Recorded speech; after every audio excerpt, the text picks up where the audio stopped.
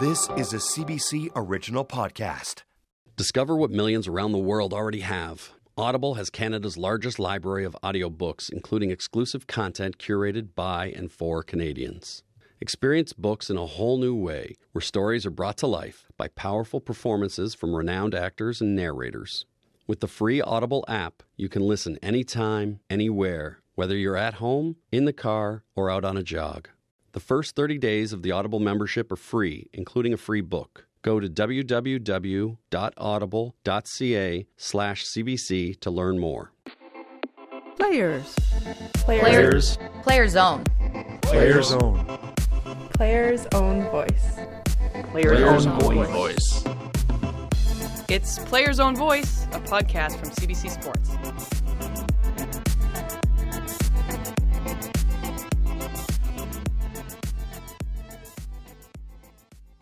Even if you're not among the crowd of Canadians who are cuckoo for curling, you probably know about the history-making performance of Kaitlyn Lawes and her partner, Johnny Mo, John Morris, at the PyeongChang Winter Olympics.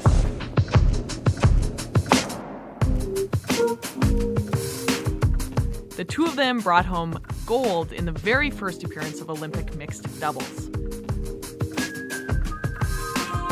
It makes sense that curling is at the forefront of a new age of gender-neutral competition. The sport has always placed civility, etiquette, and fair play at the heart of the game.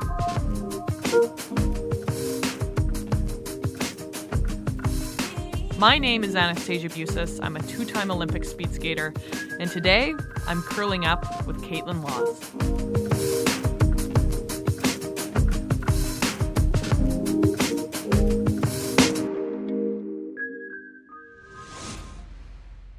First Canadian to win two consecutive back-to-back Olympic curling gold medals. 2014, 2018, baby. World champion, Scotties champion. That's all people need to know. You're also the only person I've ever had a hit and run with. And I didn't hit the person. We got hit. We did. Kaitlyn Lawes.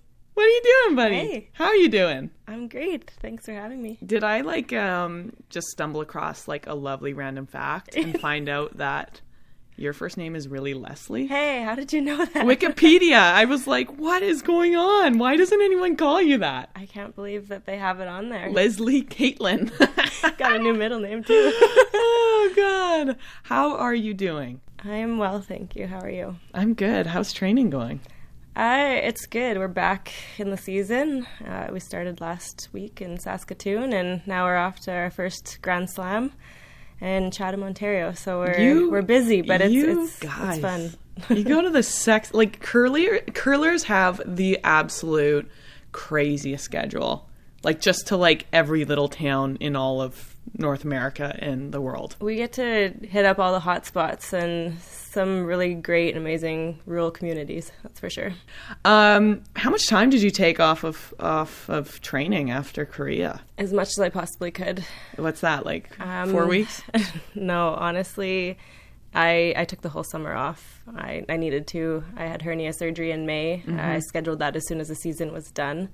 And then I rested and had forced rest and recovery, which it was kind of a blessing in disguise for me. I was able to relax and enjoy some time at home. And I didn't get back on the ice until after Labor Day weekend, so after September long. And that's rare. Usually we're on the ice in July or August. Wow. So, and hernia season, the hernia operation, you were struggling with that all season. I remember you kind of hinting at it to me, at the mixed doubles Olympic qualifications. And I was like, oh my God, you have a hernia? And you were like, yeah, I'm just hanging on for dear life right now. Yeah, last year was an interesting year. Mentally, physically, there was a lot of challenges, and weirdly had the most success that I've ever had on the ice with my teammates. And it was hard.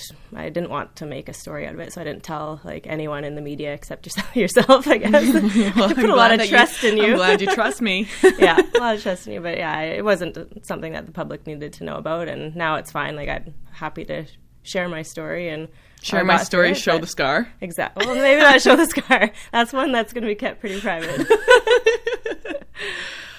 Okay, so Olympic gold 2014, Olympic gold 2018.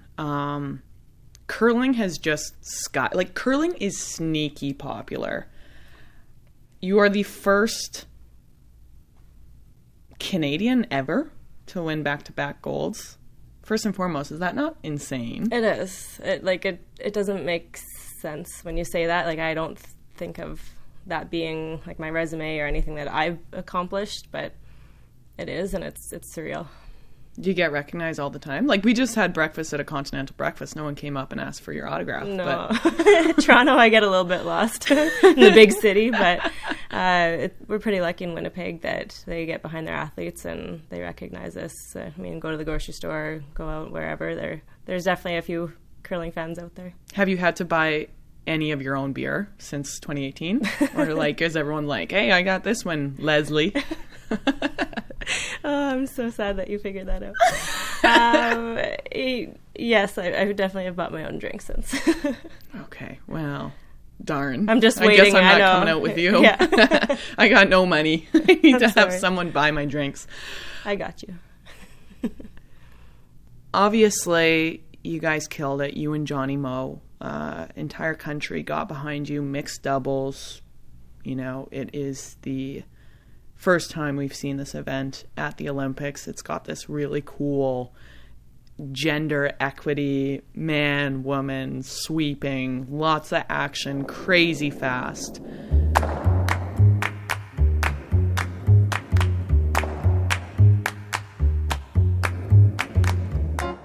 close. Clean. Yep. Well, other way. It's got a curl. Got a curl. Clean. Yeah, clean it. Oh, what a great first half by Kaitlyn Lawes. First ever Olympic gold medalists in mixed doubles curling, Kaitlyn Lawes and John Morris of Canada. Well, that was a clinic in how to play mixed doubles.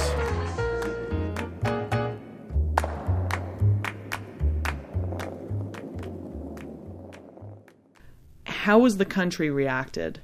It's interesting because I've seen mixed doubles from like the very beginning to where it is now, and it's definitely come a long way. A lot of traditional curling fans, when it first started to come out, they didn't like it. They're like, I miss the 4-person curling. Why is no one sweeping? Why are you getting up and chasing your own rock, kind of thing? But my goal after we qualified for PyeongChang Games was to showcase the sport because it has taken off internationally. And I wanted to show that it can be fun and that men and women can compete together, and that like it's entertaining, it's fast paced, it's high scoring, it's a shorter game, so it's, I think, great for television in that aspect. And then you get to see that dynamic of how we interact on the ice as well. So we had nothing but positive feedback. We were lucky we started the games off first. We were the first ones to start before opening ceremonies, and it drew a lot of attention to curling right away because people watched the Olympics and they're like, oh, what's on? And it was curling. So that was really, really special to kick off the games, and people seem to genuinely love it. How is it different winning with Johnny Moe and winning, with the girls in 2014? My experiences were completely different. I'm happy that they're different, but at the same time, both very satisfying because we got there completely different ways. And this year, after losing out in the team trials, kind of having to overcome that loss, that devastation of not getting a chance to get back with my teammates, and then rebounding to the Olympic trials for the mixed doubles and grinding our way through that was probably the hardest competition that we've ever played in our lives, mentally, physically. And then the games was just so special because we were able to find a way to communicate together and make it work. And that was our biggest thing, was we just had to keep learning on the fly because we were a new team, and being able to work together and stand on the podium at the end was amazing. But 4 years before that with Sochi, it was a 4-year plan. It was just the way everything came together, everything that team had been through. I mean, there was no better feeling than being able to stand on the podium with those girls as well. So I'm very lucky that I have two to compare to. Why do you and Johnny Moe work? honestly, if you would have seen us at the trials, I mean, which a lot of people did, they're like, how did you handle yourself on the ice? Because it didn't look like it was working. And it wasn't. But we just kept saying, this is a goal. We want to get to the Olympics. What is it going to take to get there? And let's learn and figure out what we did wrong after each game. So we communicated. We just said, like, look, this is not going to work. Let's try something different. What do you need to be able to function while you're on the ice? And then we just kept figuring that out as we went. And eventually we became really good teammates and supportive teammates. But it took some time. I was there. I was at it. And Johnny can obviously have a little bit of a temper too. Are there comparisons between John and Jennifer? I would say yes and no. But the yes would be that they're both fierce competitors and they are supportive and want to do whatever it takes to find a way to win. And I think that's the biggest takeaway from that. Otherwise, their personalities they're completely different. Yeah, I knew that one. At the end of the day, they're fierce competitors and they were supportive and helped me be able to perform at my best. What's your favorite memory from PyeongChang? From PyeongChang, my family. Yeah, your mom's a beauty. My mom, my brother, and my boyfriend were there, and that made my games. Honestly, it was my priority in Korea. A little different from Sochi, where I didn't really get a chance to see my family so much, and it was just my mom that was there.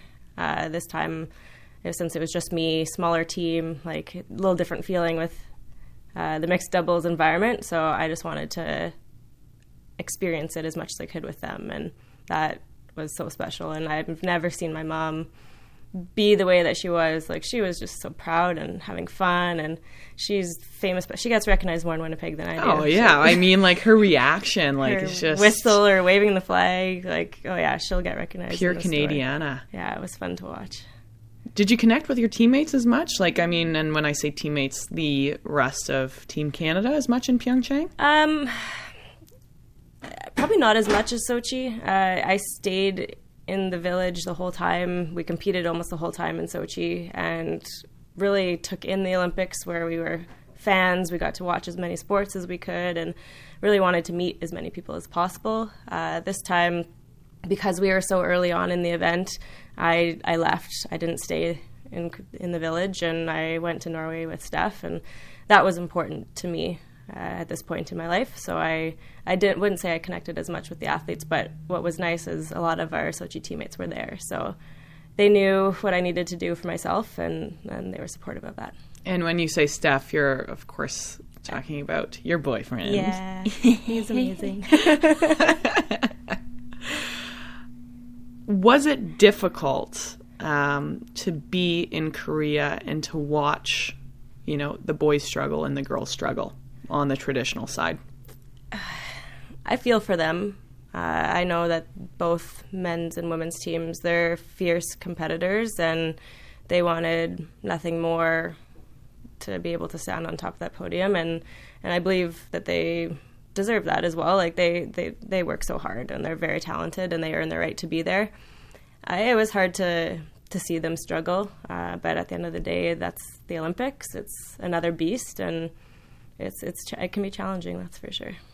You're not the first curler to be on this show. Ben Hebert was the first. I know. What are your thoughts on that pigeon? Well, I'm a little sad that you asked him before me. I'm not going to lie. I didn't ask him before you. It was just a convenience. He invited himself on. Yeah, he was like, hey, you want some star power? I got it. Yeah, so I could see him taking over pretty quickly from that. But he's so well known in our sport, and he's got quite the sense of humor and personality, so I can't take that away from him. Oh my God, I think my parents just, if they could adopt him, they would. They called me when they heard the interview. They're like, that's the most Canadian thing we've ever heard.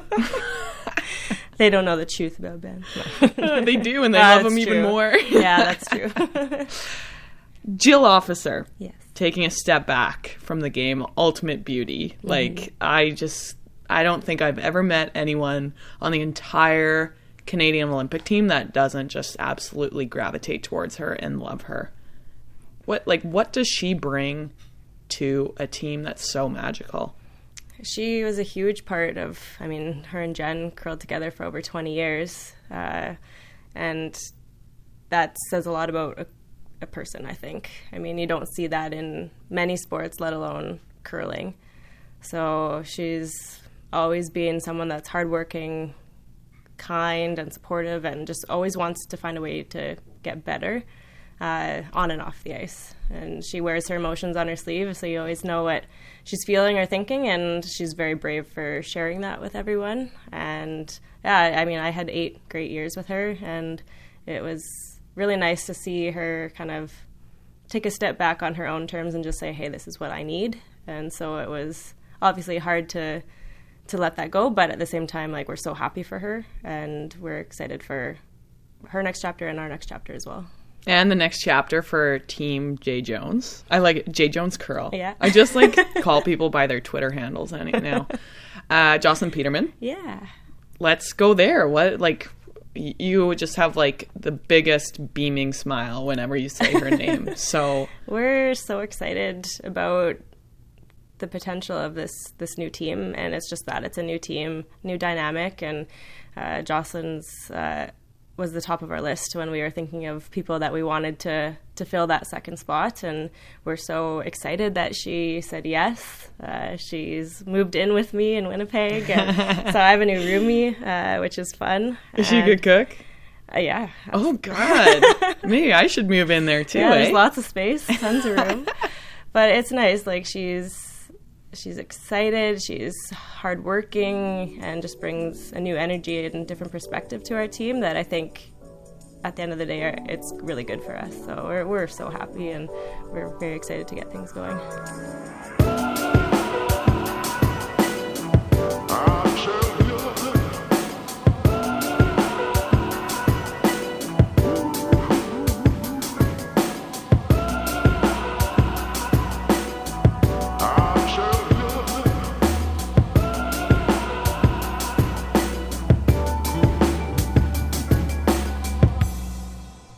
Often do you curl, every weekend, or See, it used to be just weekend competitions, but now most of them start on a Tuesday and go to Sunday. So it's almost you're gone Monday to Monday most of the time. We try not to do more than 2 in a row, because it just can be a burnout with the travel, and it is a lot. But usually it's 3 out of 4 weeks a month where we're gone on the road. Wow. October is crazy. And that's primarily in Canada, or all around North America, or all around the world? It's primarily in Canada. We will be going to China and Sweden and Vegas this year, so we are going international. But all of our major events, I would say, except for every other year, the World Championships in somewhere else. But otherwise, we're for the most part in Canada. Okay, so Vegas looks like the most fun thing of all time. How do I get invited to that? You're invited. It's an open invitation to everyone. Say that again. Tell that to my bosses, because I would love to go watch some curling in Vegas. You need to cover the Continental Cup in Vegas. Oh, don't tell that to Devin Haru, though. Oh, alongside. I'll do a live podcast from Continental Cup. You would get a lot of juicy stories, I would think. Oh, gosh. Tell me some juicy stories. Tell me about the patch. Well, we're very, I would have never thought curling would ever be in Vegas. That just seems so strange to me. But this is our 4th time going back there. And it's fun. It's mostly Canadians that go down. It's a sold-out arena. And they're just there to have a good time. And they're even there at 9 a.m. full, sitting down, watching curling. And then they go into the hotel and do whatever they want to do, party and go see other shows. But it's a really special environment, because they truly are just there to have fun, and we can interact with the crowd a little bit more, because it's not as serious of a competition. It's more showing our personalities on the ice, and it's fun to have some banter back and forth with them. We've had some fun at the Skins game in Banff. That's right. Few times, buddy, few times. Yeah, that was fun too. What is it about curling in Canada? Why are people so batty for it? I think we're really lucky that we have the television coverage that we do, where we have more than 13 weeks of TV time. which is, I'd say, unique for most sports, especially at the amateur level. And we wear microphones, so people feel like they get to know us, and they actually feel like we're in their living rooms with them. So many people come up to us and they're like, you don't know me, but I feel like I know you. And they just get that inside look, which is so unique because no other sport has that. So I think people are drawn to that aspect. It's a made-for-TV sport, I think. How has curling changed your life as a human being? And I'm not talking about medals, but like what are the biggest lessons and values that you have taken away? Curling has been a huge part of my life. I started when I was 4 years old, so almost 26 years ago. I'll let you do the math. I started speed skating at 4, and everyone's like, how? But like, I also have that reaction when you say that for curling. Mm-hmm. I mean, I grew up at the rink. I was on the ice before I could walk, and I played my first family, like, fun bonspiel with my parents and my brother. And to learn, I put one foot in each hack, put both hands on the rock, and I push out and do a belly flop and fling the rock down to the other end. Like, I was tiny, shocking, I know, but it worked. You're massive now. Yeah, I'm huge now. But I was able to get it down there, and it was just something I could do with my family. So that was really what started my love for the game. But the lessons that I've learned, like, oh my goodness, how much time do we have? It's unlimited. Perfect. Just being able to work with others and set goals for yourself, similar to other sports. Like, I mean, you learn a lot about yourself that you can take into the business world, but just seeing the way I've been able to grow through a lot of difficult times, and curling has helped me overcome some definite challenges, and I've learned how to be a leader and how to learn and listen to other people and communicate. I don't know. There's just so many different aspects of my life that I'm so grateful that I've had this chance, and I wouldn't be able to travel the world like I have and meet the people that I have. So she pointed at me when she said that. Exactly. By the way. Sport has brought so much to my life, and on and off the ice. So I don't know. I feel so grateful, and I love that it's a sportsman game. So you're taught at a young age the etiquette and just how you should treat other people, and that's, I think, really important. Yeah, there's a lot of etiquette in curling. Mm-hmm. I didn't know that until the burnt rock, the scandal of 2018. Oh, God. I did do a little bit of research on that one, too. Growing up, who was your curling hero? My dad. He got you into the sport, obviously. Yeah. He was a competitive curler. He was retired from the time I was 1, and so I followed him to all his daytime senior leagues when I was a kid. But he was the one who definitely inspired me to want to keep learning, and I think his passion for the game, seeing how much fun he had playing, really inspired me. And he coached me when I was younger in like high school curling and juniors and that sort of thing. So that was a big part of my life, and now it's something that I kind of keep close to me when I'm on the ice because it reminds me a lot of him. You take his memory on the ice with you? Yeah, of course. It's my happy place. On the ice is my happy place too, actually. There's something about it, like you're just so in the moment. Completely. There's no distractions. It doesn't matter what's happening and how your day is going. It's just you can step on the ice and let that all go and just be. I don't know. It makes me happy. Do you curl better when you're in love? Yeah. Yeah, well. I had the best year of my life. And I think there's a big part of that. Oh. He's obviously a hockey player too, so he's got a lot of love for ice. Yeah, it's true. Gosh, so if you guys have kids, like, are they going to be hockey players or curlers? Whatever they want to You're be. from Winnipeg, maybe speed skater. Hey, there you go. Susan Ah, Claire Hughes, Cindy Clausen. Mm-hmm. Like, anything's possible. Yeah, but then they're going to have to skate outdoors, and that's really difficult. So it's an adverse. Minus 30 is not fun skating outdoors. That's true. Yeah, it'd be fun to see. I mean, if we do have kids, what they end up doing. Where do you see curling going?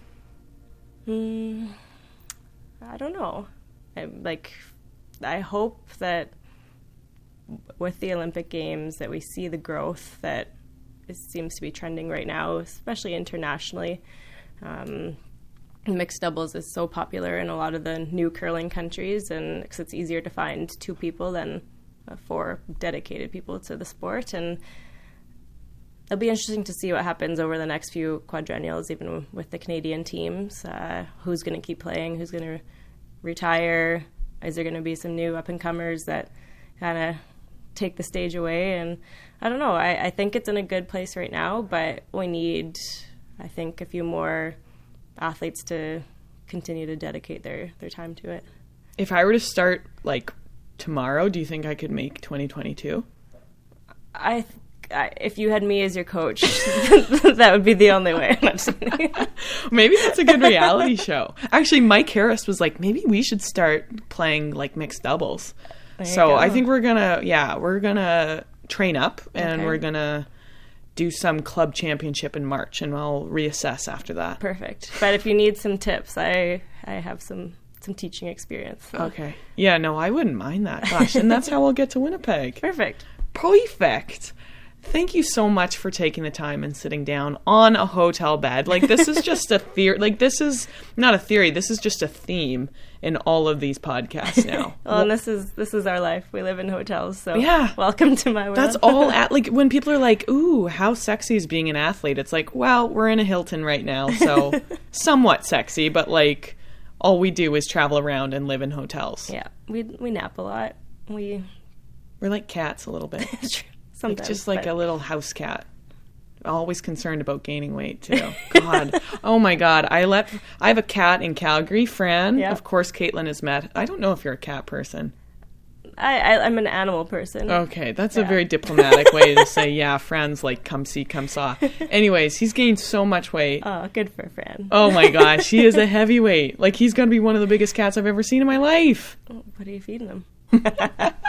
Gosh, Kaitlyn Lawes. Kaitlyn Leslie Kaitlyn Lawes. Do you want to hear the story behind that? Yeah. It's family tradition. So I've always been Kaitlyn, but I've also always been Leslie Kaitlyn. So when your mom gets mad, No, they've never called me it, ever. It's just, like, my dad was Leslie Keith, but went by Keith. And they just want us to go by our middle names. It's caused all sorts of confusion with travel and university. I have some funny stories from that because they thought it was Leslie, and people would say, "Hey Leslie, how are you?" And I wouldn't respond because I've never been Leslie, so they're like, "That girl doesn't even know her own name." She's just a snob. Yeah. So. Is your brother's first name Leslie? No. Well, he's Kevin, and he didn't get the middle name thing. Is your mother's what? No, it was just on my dad's side. There's like some of his family, it was you go by your middle name, and not everyone was Leslie. It was just they named me after him. So amazing. Yeah. Oh, I'm gonna call you Les now. I get that. Yeah. Once the people figure it out, they're like, "Hey, Les." Oh my gosh, Kaitlyn Lawes, you know what? Every time I've gotten my heart broken, you've been there to hold my hand and essentially get hit and run. We never talked about that story. I know. I don't know if we can. Anyways, we were in my 2004 Jeep Liberty, and we got rear-ended. And then we chased the guy. We were like, we gotta find him. And we became like the FBI right away. What were we thinking? Well, we called the police right away. Yeah. Let's get that clear. Yeah, we called the police, and we were both like shaking. Oh, it was terrifying. It was terrifying. They didn't just hit us once. They like rammed into us like 5 or 6 times. I know. But we really did. We became like, I don't know, like X-Files. Like, we were like, maybe there's a hidden camera in the gas station across the street. Anyways, yeah, we tried. We did try. Thank God. I don't know if we have like much of a future in law enforcement, but that was like we were living on the edge that Tuesday evening. Yeah, had a nice little dinner and then got rear-ended. Thank God the Jeep has a spare tire on the back. I know, there was no damage. No damage. Anyways, my dad's in insurance, even if there was, but which, by the way, my parents say hello, and they were very happy that we were taking a time to chat. They're the best. You're the best. 2-time consecutive Olympic gold medalist, full-time beauty. You're just a fun person to have around. So it's right back at you. Oh, but yeah, pound it.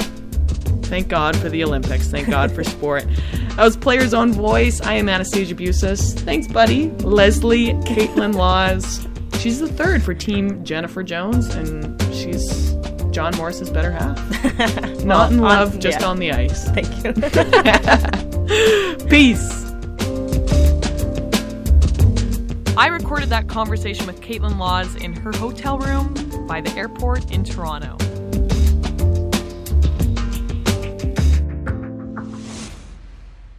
Before you go, just a reminder, if you are a fan of hockey or storytelling, then add the Hockey Night in Canada podcast to your list of must-listen-to podcasts. Rob Pizzo catches up with many of the colorful characters within the sport as they reminisce about the great moments and players of the game. It goes way beyond just the stats and scores.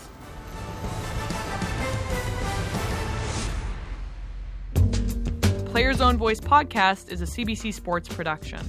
Email your comments to us, playersownvoicepodcast@cbc.ca. Social media, #PlayersOwnVoice. David Giddens is the producer. Graham McDonald is the sound mixer. I'm Anastasia for all of your social needs. Thanks for listening.